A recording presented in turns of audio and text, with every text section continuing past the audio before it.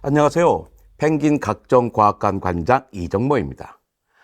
펭귄 각종과학관은 어디에 있어요? 입장료는 또 얼마입니까? 하고 묻는 분들이 많이 계십니다. 세상에 그런 과학관이 어디 있겠습니까? 그냥 제가 글 쓰는 지필실 이름입니다. 저는 서대문 자연사박물관에서 5년, 서울시립과학관에서 4년, 그리고 국립과천과학관에서 3년 동안 관장으로 일했습니다. 무려 12년 동안 과학관장이었던 것이죠. 2023년 2월에 퇴직을 하고 났더니 사람들이 불편해하는 겁니다. 그동안 이 관장 또는 관장님이라고 저를 편하게 불렀었는데 이제 뭐라고 불러야 할지 모르겠다는 거죠. 제가 좀 친절한 사람이거든요. 그래서 주변 분들의 불편함을 덜어드리기 위해 제 지필실 이름을 펭귄 각종 과학관으로 지은 거예요. 여러 가지 종류의 과학관에서 일했으니까 각종 과학관이고 펭귄은 제 별명이기 때문입니다. 중학교 때 친구들이 저를 펭귄이라고 불렀어요. 좀 귀엽게 생겼었나 봐요. 제가 좋아했던 별명입니다. 하지만 졸업과 함께 친구들과 헤어진 다음에는 잊혀진 별명이었죠. 나중에 사관학교에 들어갔는데 여기서 또 별명이 펭귄이라고 지어졌어요. 태권도를 하는데 발차기를 하는 모습이 마치 펭귄처럼 높이 못 찬다는 거죠. 저를 놀리느라고 붙인 별명인데 저는 그게 좋더라고요. 펭귄을 워낙 좋아하거든요. 귀엽잖아요. 냄새는 좀 참기 힘들지만 말이에요. 저는 오늘 여러분과 함께 이과와 인문학이라는 주제로 이야기를 나누려고 합니다. 요즘은 문과와 이과 구분이 공식적으로는 사라졌죠. 하지만 선택 과목 때문에 누구나 자기가 이과인지 문과인지 알고 있고 또 그렇게 구분하기도 합니다. 얼마 전까지만 해도 공식적으로 문과와 이과를 나누어야 했어요. 당시 공부를 잘하는 친구들을 보면 문과와 이과를 선택하는 기준이 있더라고요. 바로 수학이었습니다.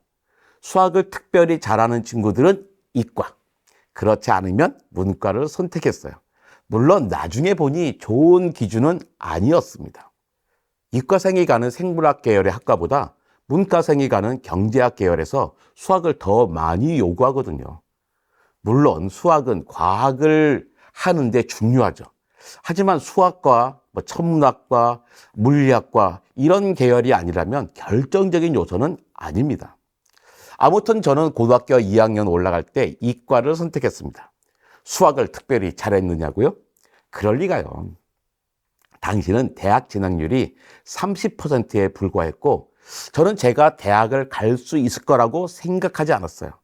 아니, 대학도 못 갈 것 같은데 왜 힘들게 공부를 하겠어요? 공부하는 담을 쌓은 사람이었기 때문에 문과를 선택하든 이과를 선택하든 상관없었죠. 제가 이과를 선택한 이유는 친한 친구들과 조금 떨어져 지내고 싶어서였습니다. 친구들과 너무 친해서 공부할 틈이 없었어요. 역시 공부보다는 노는 게 재밌잖아요. 노느라 공부할 틈이 없었는데 어느 순간 야, 나도 그래도 장남인데 최소한의 공부는 좀 해야 하는 게 아닐까 하는 생각이 든 거죠. 그런데 친구들이 다 문과를 간대요. 저는 옳다구나, 찬스다, 나는 이과에 가야지, 이런 생각으로 이과를 선택했습니다. 이과가 특별히 더 힘들지는 않더라고요. 과학 과목은 물리, 화학, 생물, 지구과학 4과목이 있는데 문과는 이 가운데 2과목을 선택하고 이과는 4과목을 모두 선택해야 했어요. 요즘 고등학생들이 압도적으로 좋아하는 선택 과목이 지구과학이지만 저는 지구과학이 제일 어려웠어요.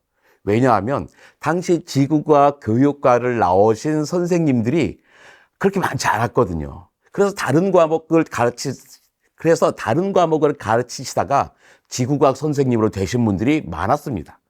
제가 딱 그런 선생님한테 배웠어요. 선생님도 모르고 저도 모르고 그랬던 거죠. 하지만 후회하지는 않았습니다. 이과생은 사회 과목 가운데 2과목만 배우면 되지만 문과생은 4과목을 모두 배워야 하거든요. 세계사, 사회문화, 이런 건 너무 어려워 보이더라고요. 저는 세계사가 물리나 화학보다 더 어려운 것 같아요. 물론 지금은 후회를 많이 합니다. 저는 세계사를 잘 모르는데 해외여행을 하다 보면 제가 정말 무식하다는 것을 깨닫게 되거든요. 얼마 전에 스페인 남부를 여행하면서 아니 도대체 이곳에 왜 이슬람 문화가 번창했는지 몰랐다니까요.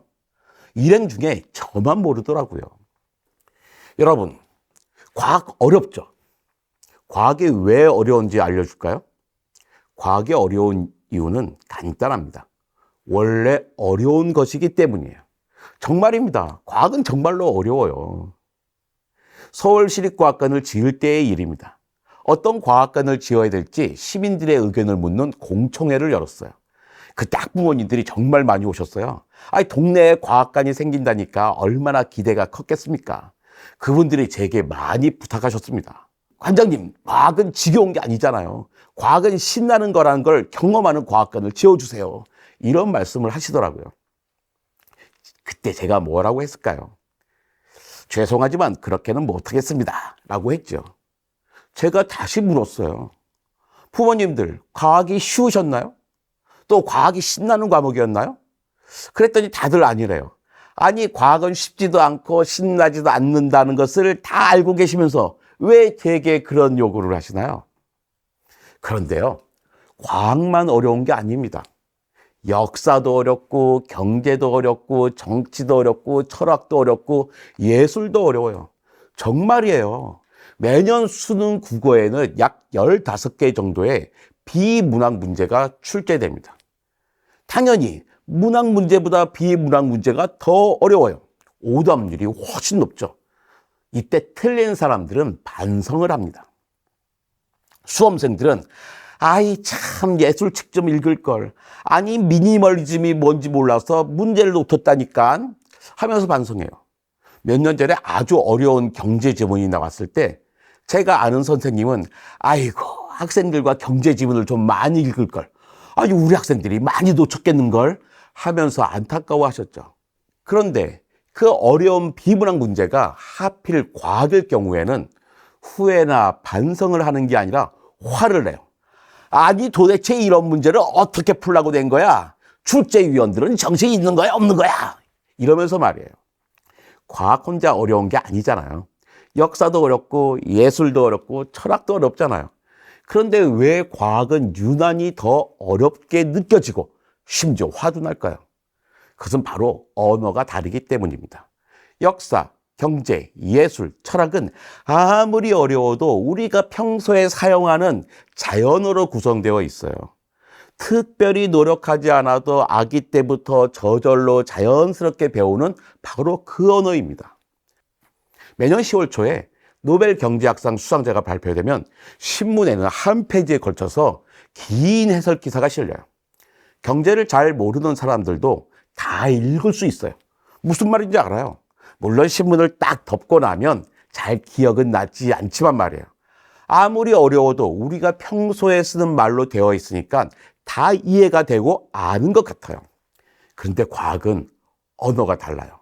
평소에 쓰는 일상어가 아니라 수학이라고 하는 이상한 비자연어로 쓰는 거죠. 말이 안 통하는 거예요. 여러분이 살고 있는 동네를 여러분은 잘 알 겁니다. 그런데 어느 날 동네에 태국분이 오셔서 태국말로 동네를 막 설명하면 알아들을 수가 없잖아요. 그런 거예요. 과학은 수학이라는 언어를 쓰기 때문에 말이 안 통해서 어려운 거죠.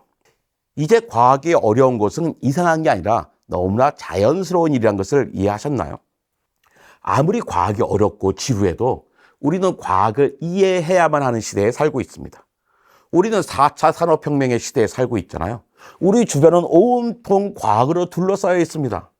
아침에 일어나서 커피를 내리고 압력밥솥으로 밥을 하고 전자레인지를 사용해서 냉동식품을 해동합니다. 전철을 사용해서 출근을 하면서 스마트폰으로 세상이 어떻게 돌아가는지 살펴봅니다. 또 전자책을 읽고요. 특히 도시인들은 하루 삼중에서 잠시도 과학과 기술의 도움을 받지 않는 틈이 없어요. 심지어 잠을 잘 때도 스마트워치가 내 수면의 질을 살펴보잖아요. 내가 먹고 있는 모든 음식과 약 역시 자연적인 게 아닙니다. 과학의 산물입니다. 아니야. 나는 과학과 상관없어. 나는 과학 같은 거 몰라도 잘 살 수 있어. 아무리 이렇게 혼자 믿어봐야 소용없어요. 우리는 과학과 함께 살고 있기 때문이죠. 부모님들도 이걸 잘 알고 계십니다. 그래서 자신들은 과학이 어렵고 재미없었지만 자기 자식들에게는 과학과 친해질 수 있는 기회를 주기 위해서 많은 노력을 하시죠. 자기는 과학이 어려워서 일찌감치 포기했으면서 왜 거짓말을 하려고 하시는지 모르겠어요. 그러다 보니 부모라는 소비자의 요구에 부응한 상품들이 많이 나와 있습니다. 책이 그렇고 각종 문화센터의 강연이 그렇습니다. 큰딸이 초등학교 4학년 때 일입니다. 어떤 백화점 문화센터에서 열린 과학 강연에 다녀와서는 신나게 아빠에게 설명하더라고요. 아빠, 아르키메데스의 부력의 원리를 알아요? 어이, 뭔데? 옛날에 시라쿠사 섬에 아르키메데스가 살았어요. 왕의 친구이자 재상이었죠. 재상이 뭐냐면 국무총리 같은 거예요. 아니, 왕이 금관을 새로 맞췄는데 금관이 순금이 아니라는 소문이 돌았어요. 왕은 아르키메데스에게 은밀히 부탁했죠. 여보게, 이게 순금인지 아닌지 알아내게. 아르키메데스는 걱정에 빠졌어요. 어떻게 알아낼지 몰랐거든요. 피곤해서 목욕을 하려고 목욕탕에 푹 들어갔어요. 목욕탕에 물을 담글 순간 아르키메데스는 뭔가 깨달았어요. 몸을 담그니까 물이 넘쳤거든요. 아르키메데스는 소리쳤죠. 유레카! 유레카! 유레카는 알았다는 뜻이에요. 신이 난 아르키메데스는 빨가벗고 유레카를 외치면서 막 달려갔대요. 아빠 너무 재밌죠? 야, 그래 정말 재밌구나. 그래서 부력이 뭔데? 아, 그건 이야기 안 해주던데요? 이런 대화를 했습니다. 과학은 어려운 건데 어렵지 않다고, 재밌다고 강조하려다가 보니까 부력이라는 핵심을 빼놓고 아르키메데스라는 과학자 주변의 일화만을 알려준 거잖아요. 이런 경우가 많습니다. 만류인력을 배울 때도 그렇잖아요. 만류인력이라고 하면 어떤 설명이 떠올라요? 다들 사과나무 떠올리시잖아요. 대학에 패스트 전염병이 돌아서 고향으로 피신해 있는 아이작 뉴턴이 툭 떨어지는 사과를 보고서 만류인력을 발견했다는 이야기는 모든 사람이 다 알고 있습니다. 하지만 정작 만류인력이 뭔지는 설명하지 못해요. 질량이 있는 모든 물체는 질량의 곱에 비례하고 거리에 반비례하는 힘이 작용한다는 아름다운 공식을 설명하지 못합니다. 왜 그래요? 뉴턴은 이걸 수학으로 표현했거든요. 언어가 다르거든요. 우리는 과학의 시대에 살고 있는데 과학은 어려워요. 그렇다면 우리는 과학과 어떤 관계를 맺는 게 좋을까요? 과학이 내 삶을 그냥 지배하게 둘까요? 아니면 내가 과학을 이해하여 친구가 될까요? 지배당하는 것보다는 친구가 되는 게 훨씬 좋잖아요. 우리는 민주공화국의 국민이니까 말입니다. 대한민국의 헌법은 이렇게 시작합니다. 대한민국은 민주공화국이다. 대한민국의 주권은 국민에게 있고 모든 권력은 국민으로부터 나온다. 대한민국은 민주공화국이고 모든 권력은 국민으로부터 나옵니다. 권력을 올바로 행사하기 위해서는 우리는 헌법에 대한 이해가 필요합니다. 마찬가지로 우리 삶과 밀접하게 연결되어 있는 과학을 즐기기 위해서는 과학에 대한 이해가 필요하죠. 과학을 이해한다는 게 꼭 과학적인 지식을 쌓는다는 걸 말하는 것만은 아닙니다. 과학이 너무나 빨리 발전하기 때문에 지식을 쫓아가는 것 자체가 불가능해요. 제가 초등학생에게 DNA가 어떻게 생겼니? 하고 물어보면요, 쳐다봐요, 이렇게. 아니, 관장님, 그걸 질문이라고 하세요? 이중나선 구조 몰라요? 하는 거죠.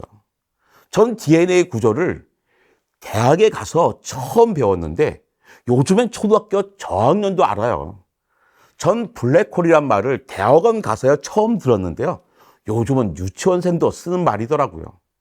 여러분이 학교 과학시험을 준비할 때 부모님이 도움이 되나요?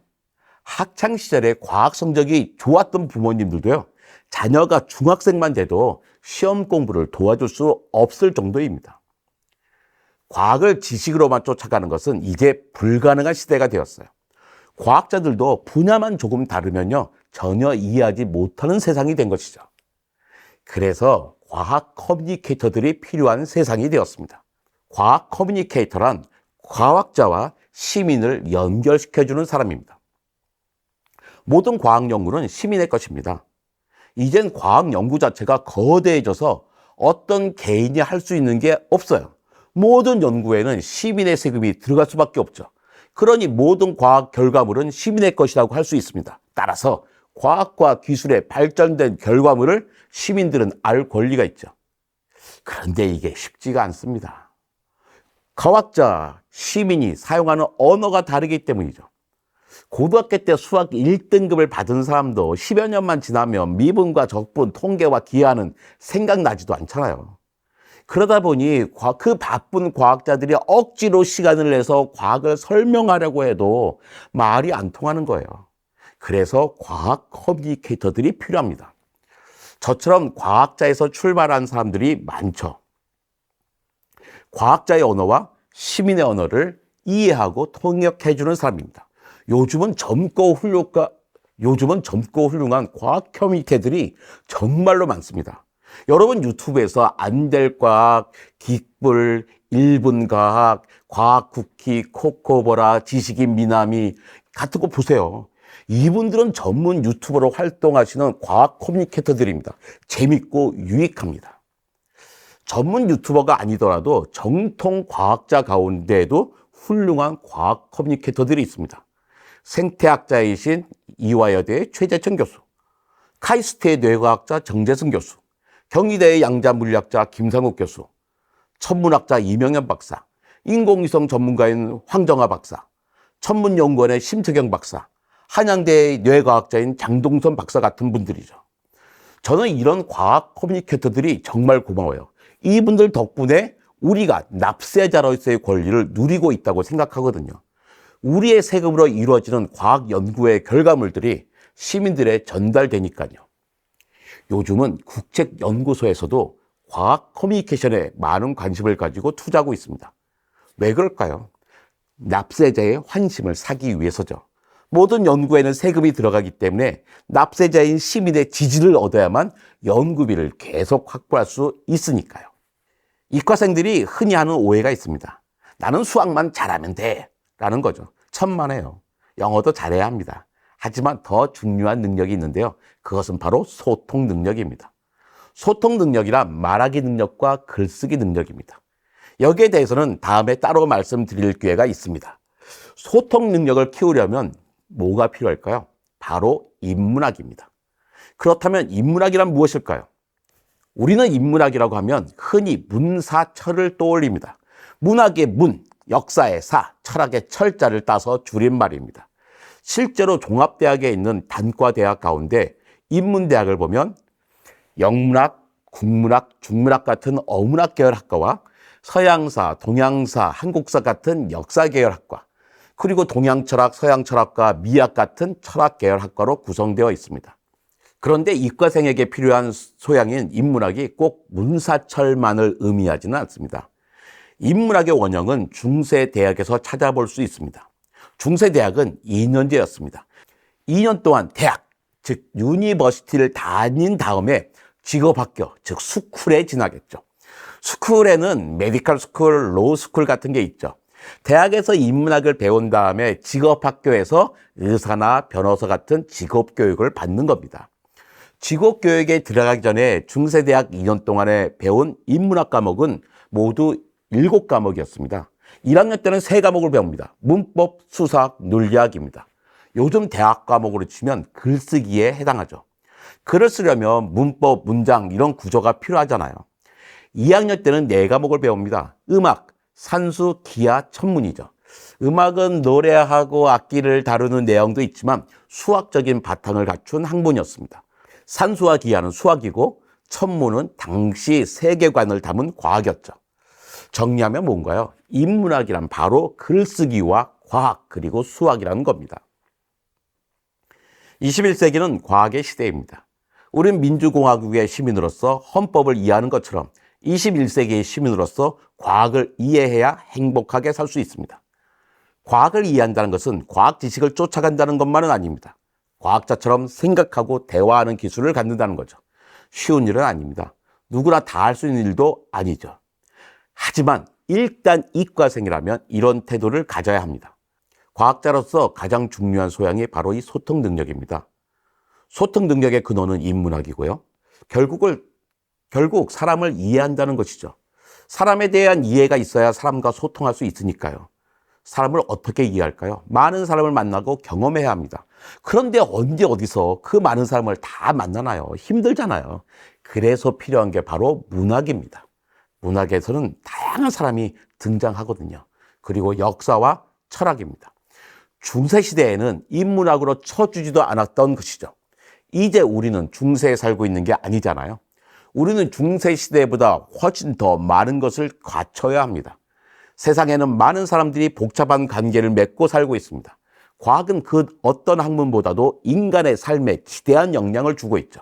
따라서 이과생은 사람에 대한 이해가 그 누구보다도 깊어야 하는 겁니다. 여러분, 특히 이과생 여러분, 문학을 손에서 놓지 마세요. 아까 말씀드린 우리나라의 최고의 과학자들의 특징이 바로 고등학교 시절에 문학소년, 문학소녀였다는 겁니다. 문학은 사람을 강하게 합니다.